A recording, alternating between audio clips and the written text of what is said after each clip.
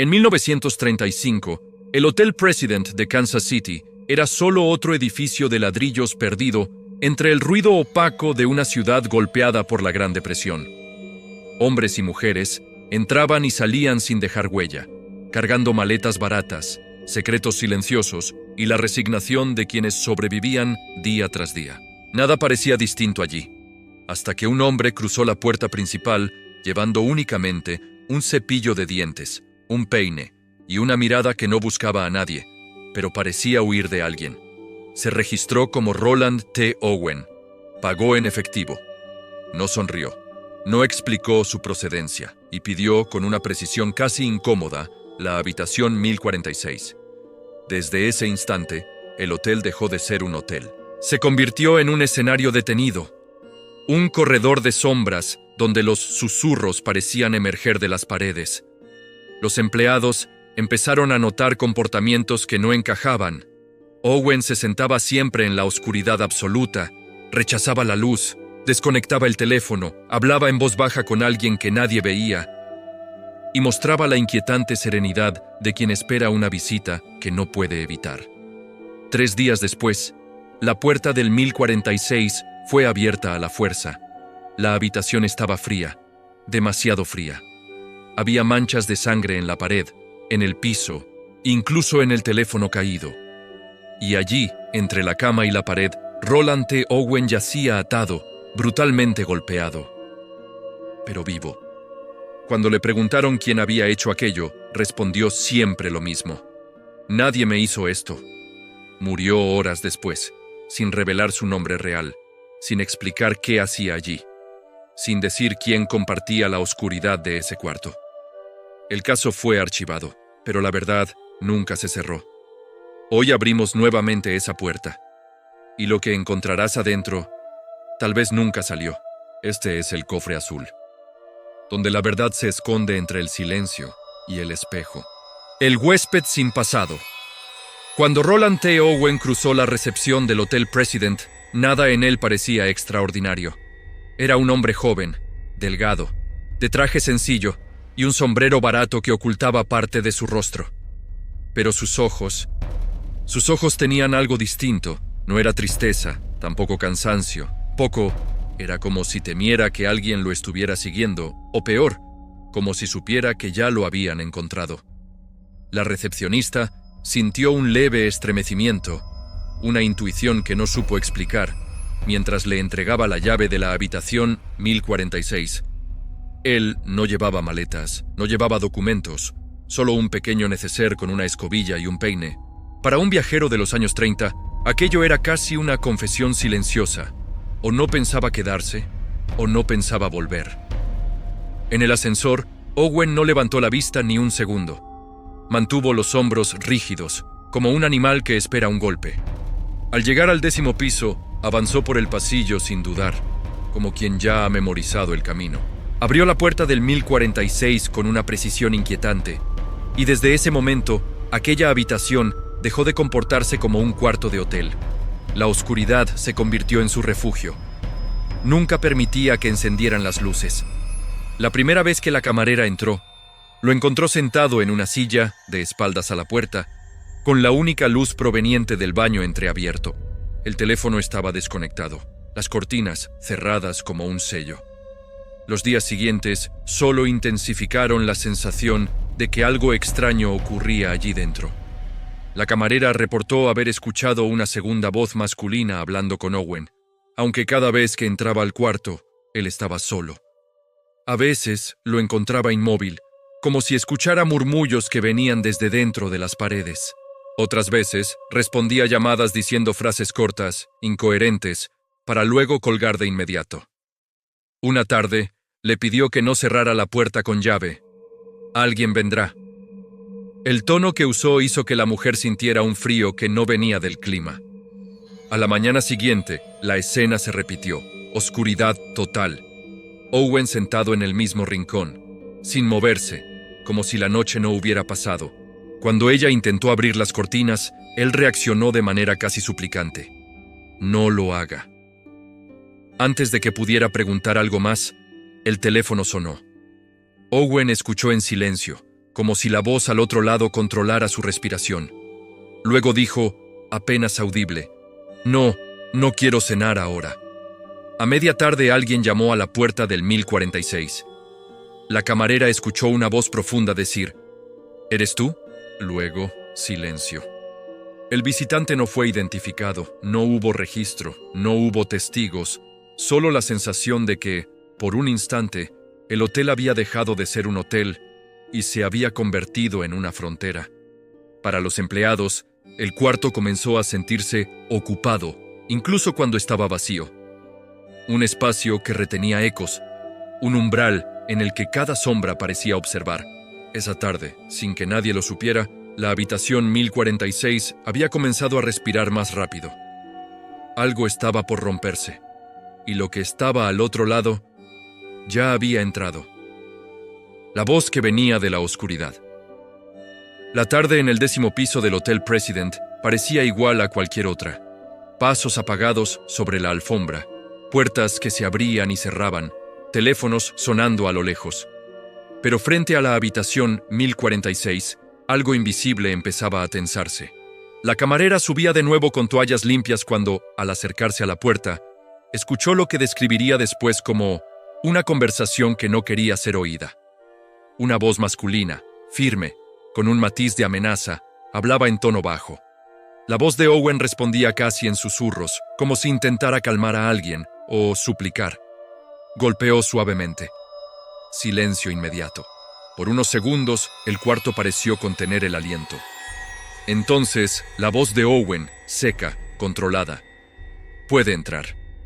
Cuando la puerta se abrió, la habitación estaba casi a oscuras. Owen tomó las toallas sin mirarla directamente y se colocó frente a la puerta, bloqueando la vista hacia el interior. Aún así, durante un instante fugaz, ella juraría haber visto algo detrás de él. Una silueta vaga, una sombra de hombre apoyado en la pared, inmóvil. No dijo nada. Él cerró la puerta con rapidez. El pasillo volvió a quedar vacío, pero la sensación de que había una tercera presencia allí dentro no desapareció. Esa noche, los huéspedes de las habitaciones vecinas empezaron a llamar a recepción. Del 1046 venían sonidos extraños. Golpes sordos, como muebles arrastrándose. Un ruido seco, repetido, que algunos compararon con puñetazos contra algo acolchado. Pasos acelerados. Y luego, un silencio tan profundo que resultaba más inquietante que el ruido. Una mujer en el cuarto de al lado afirmó haber escuchado una discusión. «Deja de hacer eso», dijo una voz grave. «No, tú sabes por qué», respondió otra, más joven. Después, un golpe. Un quejido ahogado, nada más.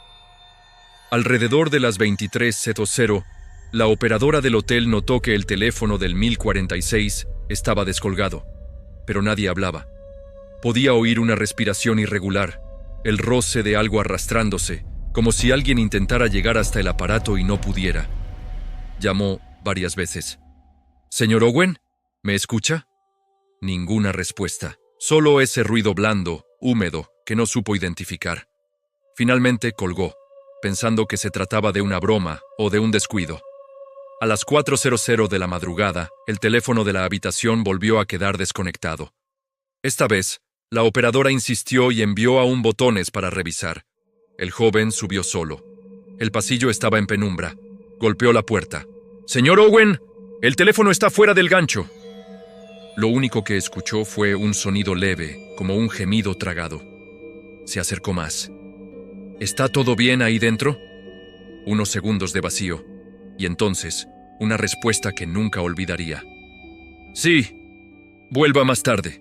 La voz sonaba ahogada, como si viniera desde el suelo, o a través de la sangre. Inseguro, el botones regresó. Nadie quería ser el primero en abrir una puerta que respondía que todo estaba bien.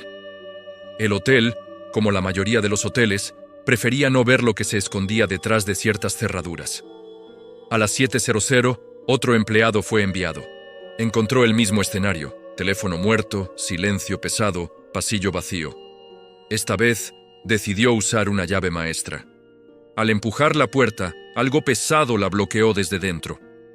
Logró abrir una rendija y vio, en la oscuridad, un destello metálico en el suelo y una mancha oscura que se extendía lentamente sobre la alfombra. Retrocedió con el corazón desbocado. Hay algo mal ahí dentro. Cuando el gerente llegó con él y consiguió forzar un poco más la entrada, la luz del pasillo cortó la oscuridad como un cuchillo. Lo que vieron no parecía una escena de este mundo. El teléfono tirado, el cable arrancado, las paredes salpicadas, las toallas empapadas y, al centro de todo, el cuerpo de Owen, de rodillas, apoyado en los codos, como si hubiese intentado levantarse y el tiempo se hubiera congelado en mitad del esfuerzo. Seguía vivo. Y sin embargo, todo en la habitación indicaba otra cosa. Que lo que fuera que había pasado allí dentro no tenía intención de dejarlo salir con vida. Lo más perturbador no era la sangre, ni las marcas, ni el caos contenido del cuarto. Lo más perturbador era la certeza fría que se instalaba en todos los presentes. Alguien había estado allí con él. Alguien había dejado ese cuarto. Y ninguna de las puertas, ninguna de las ventanas mostraba cómo. La habitación sellada por dentro. Cuando la puerta del 1046 finalmente cedió unos centímetros, la luz amarillenta del pasillo se derramó hacia adentro, como si invadiera un territorio prohibido. El botones y el gerente apenas podían ver más que siluetas, una cama deshecha, sombras irregulares en las paredes y el cuerpo de un hombre inclinado hacia adelante, sostenido apenas por sus codos. Era Owen, o quien quiera que realmente fuese. Vivo, sí, pero apenas. El gerente empujó un poco más la puerta y sintió algo resbalar, una mezcla espesa de sangre y humedad. El cuarto entero parecía respirar un aire ajeno, casi helado. El olor a hierro, a lucha, a algo antiguo y oculto era tan fuerte que ninguno de los dos se atrevió a entrar del todo. «Señor, ¿me escucha?», preguntó el gerente, intentando que la voz no le temblara. Owen levantó la cabeza con un esfuerzo que parecía arrancarle una vida entera. Sus ojos estaban vidriosos, enfocados en un punto que no existía para nadie más. «Yo me caí contra la bañera», dijo con una voz que ya no pertenecía al cuerpo que la producía. Era una mentira tan imposible, tan absurda, que pareció llenar la habitación con algo más oscuro aún. Porque nadie, absolutamente nadie, podía sobrevivir a semejante estado diciendo que se cayó. Pero la frase no sonaba a excusa improvisada, sonaba a frase repetida, memorizada, obligada. Mientras los paramédicos llegaban, el gerente recorrió la habitación a tientas. Las paredes estaban manchadas desde el suelo hasta casi la altura del pecho, como si alguien hubiese sido empujado, sostenido y golpeado repetidamente. Las toallas estaban empapadas. El teléfono colgaba del cable arrancado. La cama tenía marcas de lucha. Y aún así, no había arma. No había objeto contundente. No había cuchillo. No había absolutamente nada que explicara los cortes profundos en el pecho del hombre. Las ventanas seguían cerradas por dentro. La puerta, trancada por dentro. Nadie había entrado. Nadie había salido. Según la lógica, aquello no podía haber ocurrido, pero había ocurrido. Cuando los paramédicos lograron mover a Owen, él murmuró algo más. «Ellos estuvieron aquí». «¿Quiénes?», preguntó uno de los socorristas. Silencio. Y luego la misma palabra que había repetido desde que lo encontraron. Nadie. La policía llegó minutos después, y lo que encontraron transformó un caso extraño en un enigma imposible. No había huellas distintas a las de Owen. No había señales de entrada forzada. No había evidencia de otro ocupante. Y, sin embargo, las declaraciones de los empleados coincidían. Se escucharon voces. 2 voces. Una grave, otra más joven. Discusiones, golpes, movimientos pesados. Además, el registro telefónico reveló que el cuarto había hecho varias llamadas misteriosas durante las madrugadas. Números desconectados, líneas que ya no existían y una llamada larga hacia fuera de la ciudad, a alguien que nunca se identificó. Era como si el cuarto hubiera sido usado para algo más que una estadía. Algo clandestino, algo metódico, algo que dependía del silencio absoluto para funcionar. Y esa sensación no desaparecía. Se quedaba allí, pegada a las paredes manchadas, en la esquina donde la sombra parecía más densa, en el teléfono arrancado que aún oscilaba levemente como si hubiera sido soltado segundos antes. Pero el detalle más inquietante no estaba en la sangre, ni en los golpes, ni en el cuerpo agonizante. El detalle más inquietante era este. La puerta estaba trancada desde dentro cuando lo encontraron, lo cual significaba que quienquiera que hubiese torturado a ese hombre estaba dentro del cuarto con él después de haberlo dejado agonizando. Y cuando el botones llegó, y el gerente llegó, y luego los paramédicos, ese alguien ya no estaba. No por la puerta, no por las ventanas, no por ningún acceso lógico. Alguien salió del 1046 sin ser visto. Alguien que controlaba el tiempo, las pausas, los sonidos, las respuestas. Alguien que no necesitó dejar rastro porque el rastro era el propio silencio. La policía intentó encontrar explicaciones racionales, pero dentro de aquel cuarto, la lógica había dejado de existir mucho antes de su llegada. El misterio apenas comenzaba. El nombre que no existía. La transferencia de Owen al hospital no trajo ningún alivio. Trajo, en realidad, un abismo mayor. Un vacío que comenzaría a devorar todas las certezas que la policía creía tener. Incluso al borde de la muerte, el hombre seguía lo suficientemente consciente como para transformar la investigación en algo todavía más sombrío. Cada herida revelaba una precisión inquietante. Cortes limpios, profundos, aplicados como si alguien conociera el cuerpo humano con una intimidad cruel. No eran golpes de furia, eran golpes calculados. No era violencia impulsiva, era ejecución. Mientras los médicos luchaban contra el tiempo, un detective se acercó a la camilla. ¿Quién le hizo esto? Los ojos de Owen se abrieron lentamente, como si intentaran atravesar una neblina espesa. Y entonces susurró, con la misma frase imposible. Nadie me hizo esto. Fue suficiente para congelar el aire.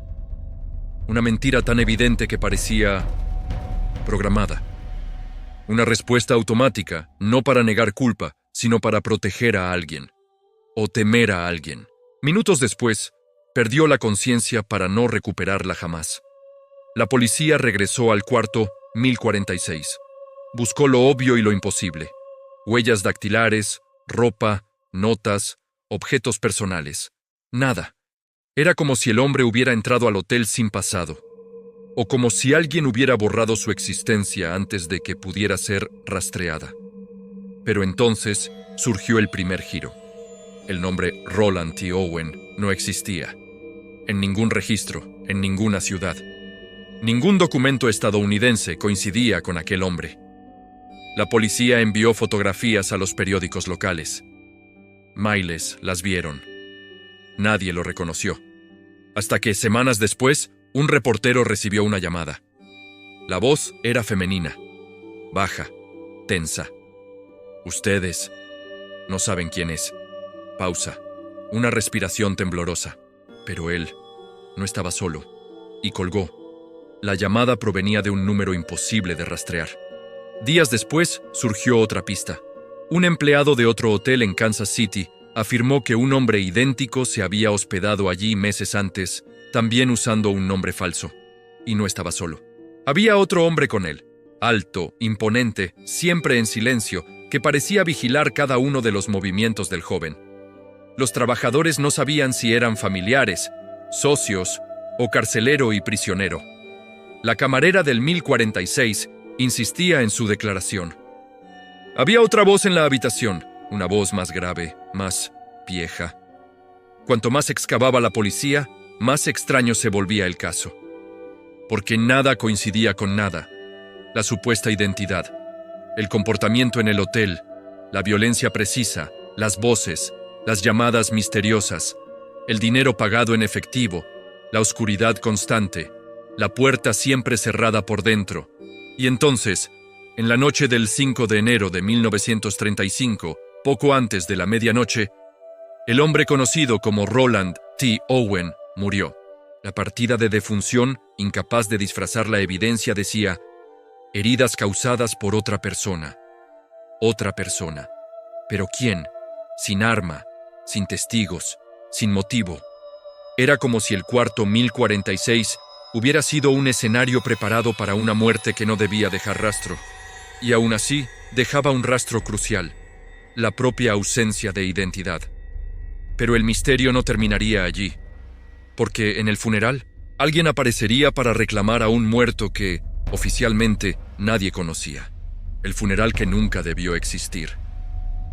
El cuerpo del hombre conocido como Roland T. Owen fue enviado al depósito como el de un desconocido, porque oficialmente eso era todo lo que era: sin identidad, sin pasado, sin familia, solo un enigma silencioso envuelto en piel.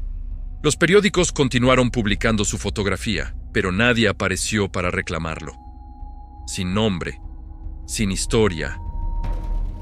Parecía destinado a desaparecer como un fantasma sin origen. Pasaron los meses. El caso se enfrió. El hotel volvió a la rutina. La policía abandonó preguntas para las cuales no existía respuesta. Y entonces, casi un año después, algo ocurrió. El depósito recibió una llamada inesperada. La voz era masculina, grave, demasiado controlada. «Quiero pagar el funeral de Roland T. Owen». El empleado, confundido, preguntó: «¿Es usted familiar?». Silencio. Largo, pesado. Él merecía un entierro decente. La llamada se cortó. Días después, llegó un sobre anónimo con dinero suficiente para pagar el ataúd, las flores y una ceremonia simple. Dentro había una nota mecanografiada: «Diga que tuvo una madre que lo amó y que ahora está en paz». Sin firma, sin explicación, sin ninguna razón lógica para que alguien gastara dinero en un muerto sin nombre. Cuando el ataúd estaba a punto de cerrarse, llegó más dinero. Esta vez, para comprar un gran arreglo de rosas rojas. El pequeño tarjeta decía únicamente LM. El día del funeral, algo todavía más perturbador ocurrió. Una mujer vestida de negro apareció. Un velo cubría su rostro. Sus movimientos eran lentos, precisos. No habló con nadie. No preguntó nada. No lloró. Simplemente permaneció allí, inmóvil frente al ataúd, como si necesitara confirmar que aquel cuerpo pertenecía realmente a la persona que buscaba. Cuando todos se alejaron, ella se acercó a la sepultura recién cubierta, se arrodilló y susurró algo que nadie logró escuchar. Y antes de que alguien pudiera aproximarse, desapareció entre los pasillos del cementerio como una sombra arrancada por el viento. A la mañana siguiente, el sepulturero informó algo aún más desconcertante. Alguien había visitado la tumba durante la madrugada. Había dejado 3 flores frescas y un cigarrillo encendido, cuyo filtro todavía estaba tibio cuando lo encontraron. La policía intentó rastrear todo: el dinero, el sobre, la tarjeta, la mujer, el cigarrillo. Nada tenía origen, nada tenía huellas, nada conducía a alguien real. Pero entonces llegó el giro que volteó el caso por completo. 2 años después, una madre llamó al periódico Omaha World Herald. Había visto la antigua fotografía del hombre muerto y lo reconoció de inmediato. Era su hijo desaparecido, Artemus Ogletree, de 17 años, desaparecido en 1934. Pero había un problema. La última carta enviada por Artemus tras su desaparición no tenía su letra, y estaba firmada de un modo distinto, artificial, imitado. Y lo peor, meses después de la muerte del joven, la familia recibió llamadas telefónicas de un hombre, una voz firme, fría, profesional, afirmando que Artemus estaba vivo, viajando, seguro. Exactamente el mismo tipo de voz que pagó el funeral. Exactamente el mismo tipo de voz que quiso que el muerto tuviera una madre que lo amó. A esas alturas, era evidente. Alguien controlaba a Artemus mucho antes del crimen. Y incluso después de su muerte, seguía intentando controlar su historia. Pero el motivo y la identidad de ese alguien aún estaban ocultos. Y el próximo capítulo revelaría por qué. El nombre real y el mundo subterráneo. El caso parecía dormido, el cuerpo enterrado. El hotel nuevamente lleno de viajeros anónimos. Pero los misterios no duermen, solo esperan. y el del cuarto 1046 esperaba el momento preciso para volver a la superficie. Fue un detective, años después, quien decidió reabrir aquello que todos habían enterrado. Comenzó con la pregunta que nadie tuvo el valor de formular con la suficiente claridad. ¿Quién era realmente Roland T. Owen? La respuesta, o mejor dicho, la ausencia de ella, abrió la primera fisura. Las llamadas misteriosas a la familia, las cartas enviadas después de la muerte, la caligrafía profesional, la precisión casi mecánica de los textos. Nada coincidía con la vida de un joven de 17 años. Era como si alguien hubiera fabricado la identidad de Artemus Ogletree, después de que él ya no pudiera hablar por sí mismo. Cuando compararon fotografías, relatos y registros antiguos, surgieron patrones inquietantes. Un joven con la misma apariencia hospedándose en varios hoteles bajo nombres diferentes. Siempre solo, siempre con poca equipaje, siempre por pocos días. Pero nunca estaba realmente solo. Testigos en Kansas City afirmaban haber visto a Artemus, bajo otro nombre falso, acompañado de un hombre mayor, muy alto, de expresión dura. Nunca sonreía. Nunca hablaba más de lo necesario. Su presencia era tan opresiva que algunos empleados lo recordaron incluso décadas después. Ese hombre había sido escuchado en la habitación 1046. Había sido visto en el pasillo. Había sido mencionado por Artemus, incluso sin querer. Y su nombre, repetido como si fuera prohibido, era Don.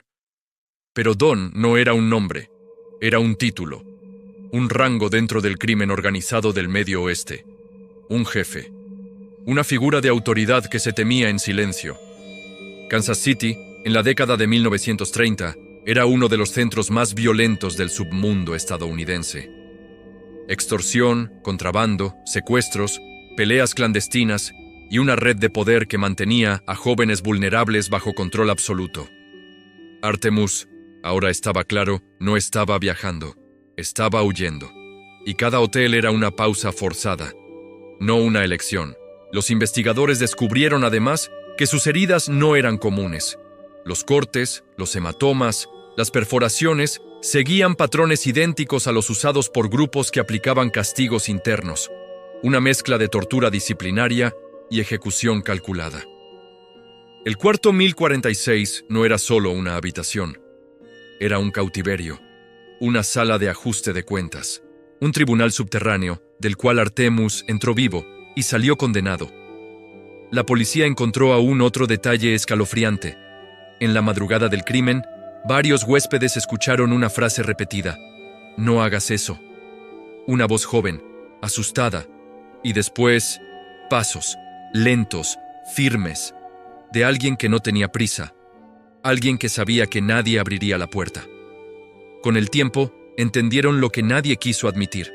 Artemus no era una víctima aleatoria. Era alguien marcado, alguien que intentó escapar de una red de poder intensa, silenciosa y letal. ¿Y lo más perturbador? Todo indica que el asesino no huyó. Caminó por los pasillos, pasó por la recepción, salió del hotel como cualquier huésped, y nunca más fue visto.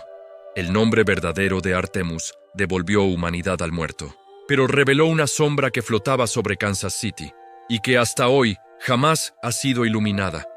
Solo quedaba un último capítulo, la revelación final.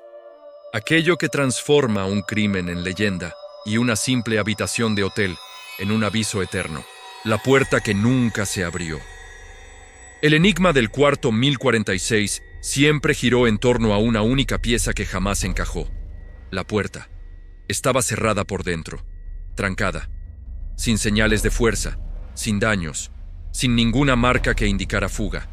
Pero eso no era un detalle, era el corazón del misterio. Porque aquella madrugada silenciosa, cuando los empleados golpearon la puerta, una voz respondió: «Está todo bien, vuelva más tarde». Y esa voz, demasiado calma, demasiado firme, demasiado neutra, no era la de Artemus. Ese simple detalle reescribió toda la escena del crimen. Significaba que el asesino todavía estaba dentro en el momento del primer aviso, que controló la situación, que manipuló el tiempo, que preparó la habitación como un escenario.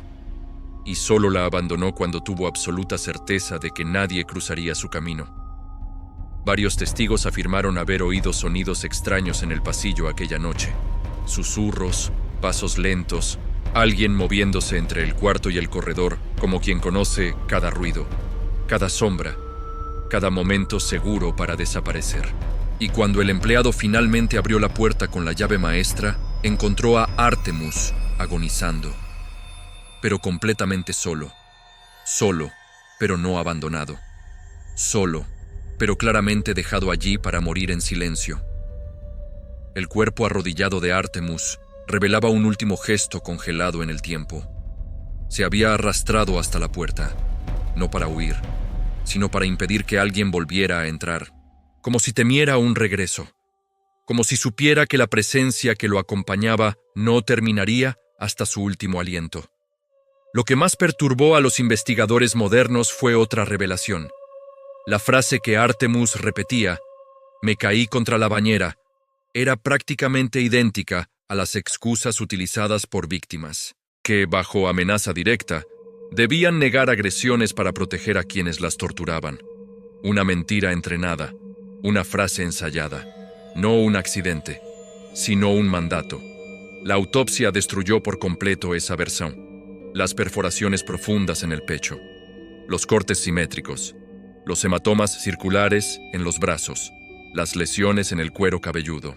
Todo indicaba control, interrogatorio violento, tortura calculada.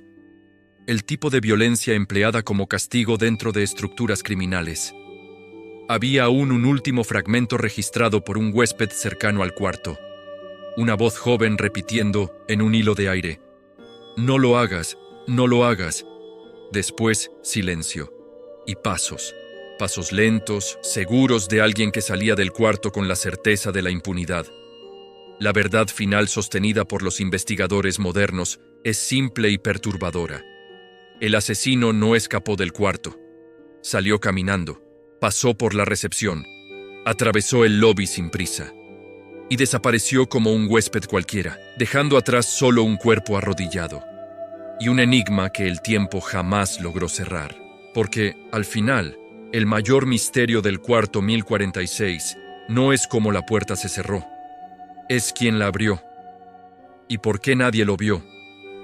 Ahora solo queda el capítulo final, la revelación que convierte el caso en mito y al silencio en testigo, el nombre que el submundo quiso enterrar.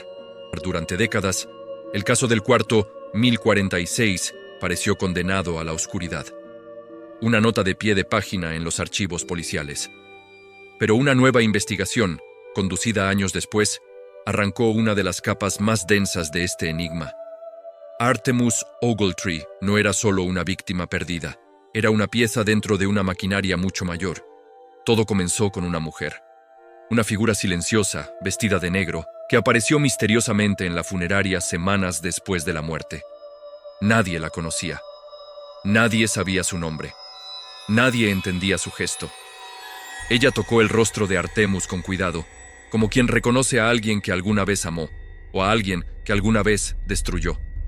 Encargó flores caras, pagó en efectivo, y dejó una nota corta, casi cruel en su suavidad. Amor eterno. Después desapareció como una sombra que nunca debió ser vista. Ese momento, aparentemente sentimental, se convirtió en la llave que abriría puertas hacia algo mucho más peligroso, porque archivos antiguos revelaron que Artemus se había relacionado con una mujer antes de desaparecer. Una mujer ligada a un hombre influyente, violento e implacable. Un hombre conocido únicamente por un título: Don. No era un nombre, no era un apodo, era jerarquía. Y en los años 30, en Kansas City, esa palabra tenía más peso que cualquier arma.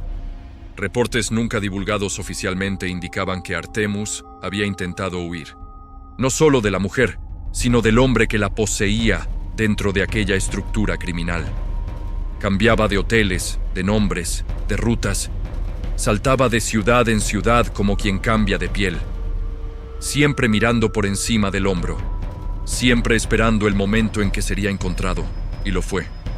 El cuarto 1046 no fue casualidad.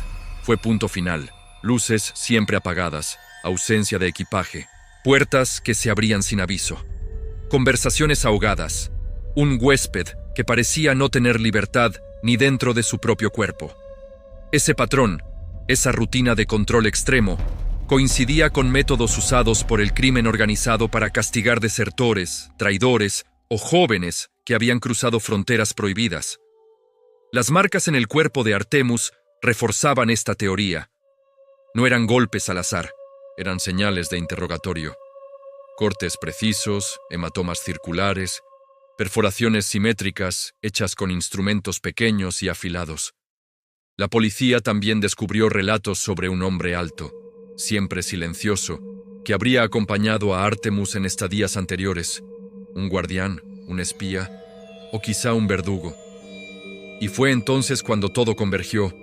El cuarto 1046 no era una escena del crimen, era una celda, una sala de castigo, un tribunal clandestino, un mensaje para otros miembros de la red criminal, una demostración de poder, una ejecución cuidadosamente controlada para que pareciera insoluble, porque lo era.